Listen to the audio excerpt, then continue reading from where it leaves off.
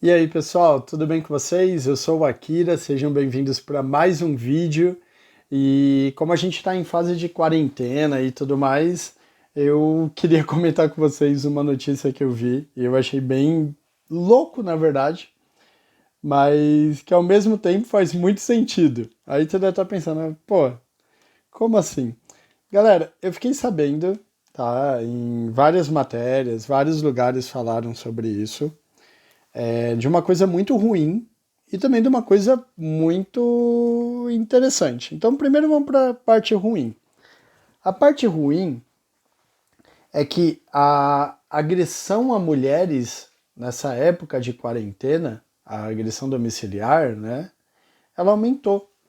Então, tipo assim, ela aumentou e aí você pensa, nossa, que horrível, né? A quarentena tá causando isso. E na verdade não é a quarentena, tá? São homens abusivos e agressores que estão agredindo mulheres dentro de casa. Nesse ponto, às vezes são esposas, às vezes são namoradas, às vezes são pessoas que nem são casadas, sabe? Que elas tipo juntaram os panos de prato e tal e estão ali no mesmo ambiente. E aí a quarentena, o que, que ela faz? As agressões aumentaram. Eu acredito de verdade que as agressões não aumentaram, elas já existiam, tá?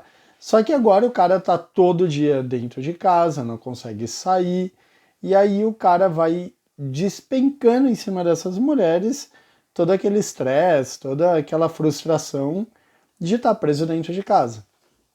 E aí eu queria comentar uma coisa com vocês, que aí a gente entra na parte de relação, mudando um pouco disso. Eu queria só introduzir isso para vocês entenderem a outra parte. Aumentou também o número de divórcios, né, nessa época de quarentena. E aí muita gente ficou assim, fazendo piada na internet e tudo mais por causa desse aumento de divórcios, desse aumento de separação. E galera, eu já passei, tá, por muito momento de estresse sendo casado. Normal, estresse acontece e quando você casa, você tipo faz aquela promessa lá, prometo amar e respeitar na saúde e na doença, na alegria e na tristeza até que a morte nos separe. Cara, o que ninguém explica nesse juramento é que até a morte desse sentimento nos separe. Não é que a morte da pessoa nos separe, tá? É uma coisa que muita gente ainda não entendeu, mas é a morte do sentimento, a morte daquela emoção que o casal tem. Porque geralmente quando você conhece alguém, a primeira coisa que você tem é admiração. Depois disso daí, se a admiração ela cresce um pouco, ela evolui, aí ela vira paixão. Aí você fica apaixonado pela pessoa, tá? E depois da paixão, isso vira amor. E aí esse amor, como eu já expliquei uma vez, ele é tipo uma fogueira, sacou? Então a paixão, ela é fogo. Ela é só o fogo, só o fogo. E o amor, ele é a brasa. Só que a brasa, ela às vezes acende, às vezes ela apaga, mas o calor no relacionamento, ele continua ali. E para ele continuar ali, você tem que continuar jogando alguns pedaços de madeira ali, às vezes você tem que dar uma cutucadinha na brasa, às vezes você tem que assoprar um pouco. Aí é igual uma churrasqueira mesmo. O fogo às vezes ele aparece, só que depois o fogo some e fica a brasa. Tanto que quando você faz o churrasco na brasa. Porque se você fizer o churrasco no fogo, ele queima a carne. E a paixão é isso. Quando a paixão ela fica ali muito tempo, ela muitas vezes acaba queimando o relacionamento. Então começa a rolar uma possessividade muito forte, às vezes começa a rolar um ciúmes muito forte, às vezes a pessoa ela fica desconfiada demais, ou ela fica até mesmo insegura demais. A paixão ela queima o relacionamento, sabe? E aí as pessoas estão em quarentena agora e elas estão tendo que olhar para esse fogo. E esse fogo muitas vezes ele é alimentado pelo afastamento, pela saudade. E tem muito relacionamento que tá no finalzinho da brasa, cara. Entendeu? E aí a pessoa, tipo, ela se afasta, na hora que volta, ela joga tipo um graveto ali, que é aquela saudade de ter passado o dia fora, sabe? Então, isso acontece. Então não é que o coronavírus, a quarentena, ela tá fazendo as pessoas se separarem. É que as pessoas elas estão convivendo, muita gente ficou presa dentro de casa com o marido ou com a esposa e a pessoa casou sem saber realmente quem era aquela pessoa. Então, o marido, por exemplo, ele quer passar o dia inteiro vendo jogo de futebol. E a mulher, ela também quer descansar, ela queria que o marido ajudasse ela com alguma coisa, sacas? E, gente, por incrível que pareça, é, a casa, né, é um conceito que eu tenho, a casa tem que ser sempre cuidada. Então, seja pelo homem ou pela mulher. Mas tem cara que não pensa isso. Tem cara que fala que quem tem que limpar a casa é a mulher. Quem tem que lavar a louça é a mulher. Quem tem que lavar roupa é só a mulher. Sabe? E não é, cara. Tipo, dá pra dividir os serviços de casa e se equilibrar. Só que aí o cara, ele tá afastado do trabalho, de quarentena, ficou dentro de casa. E muitas vezes até mesmo a mulher. E aí começa uma guerrinha de quem vai fazer o quê, começa discussões, começa ciúme, ou até mesmo começa um afastamento social dos dois. De tipo, eles não quererem ficar perto um do outro, porque eles já não ficavam, porque ambos trabalhavam. E aí isso cria esse desgaste que vai criando essa separação.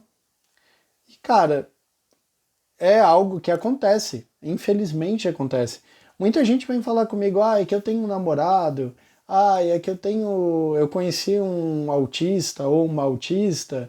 E cara, muitas vezes essas pessoas, elas se separaram. E as pessoas vêm perguntar para mim o que, que elas podem fazer. E aí eu sempre recomendo aquele vídeo. Joga real na relação. Você tem que chegar e falar real pro autista.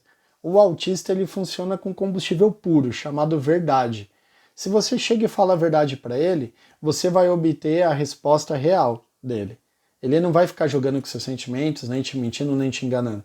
Então você pergunta, você quer continuar comigo, sim ou não? Aí ele fala, não. Então, cara, segue seu caminho, segue seu prumo. Porque não adianta. Só que muitas vezes a gente não aceita o término de uma relação. E isso desgasta muito a gente, né? Quando eu separei, eu acabei com o meu casamento, eu tive um desgaste. Tive um desgaste emocional muito grande, fiquei muito mal, fiquei muito triste. E eu tive a sorte de ter pessoas me apoiando, de ter pessoas que falando, cara, eu vi tudo que você está passando nos últimos meses, não tá fácil, dá para entender o que você está fazendo.